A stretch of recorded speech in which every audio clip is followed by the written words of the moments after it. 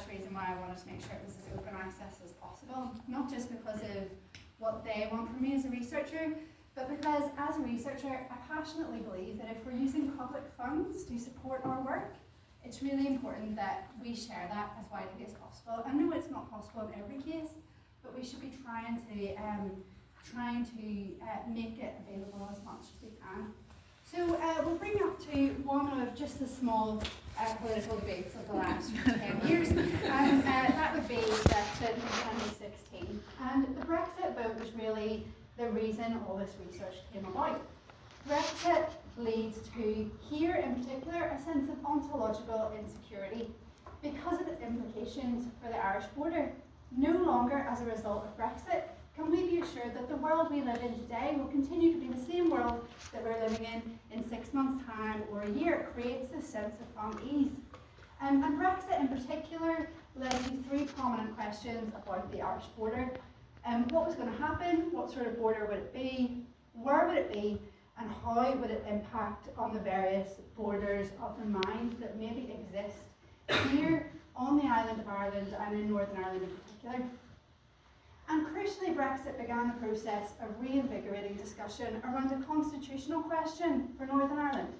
Its implications here felt very differently to anywhere else because we're the only part of the UK where a decision could be made to change our status, where we could become part of a different country, a different state, and become part of the EU once again.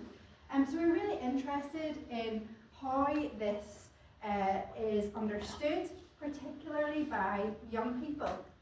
Why was I interested in working with young people? I worked with young people in this project who were all aged between 16 and 24, all born after the Good Friday Agreement, and crucially, all were too young to vote in the Brexit referendum. And this was important because as young adults now, they are the inheritors of the Brexit process.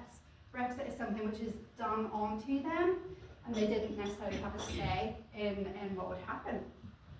Why else did I want to work with young people? Well, you may be surprised to learn this working in a university, but young people are often stigmatised. They're seen as emotional, demanding, selfish, right? They are considered political subjects in waiting, people who are not citizens in their own right, but need to be educated in what it means to be a citizen. What is the right way to think and to act? And they're traditionally viewed, or often viewed, as politically apathetic. Now, I don't know what goes on in many of your classrooms, but my young people in geography are certainly not politically apathetic, but certainly there's a degree of nuance to their political engagement. So we wanted to try to bring about a project that would enable them to express some of these political viewpoints. And this discourse on young people and thinking about them as a lecture or potentially as not worth listening to was the second reason why I felt it was really important for so much openness.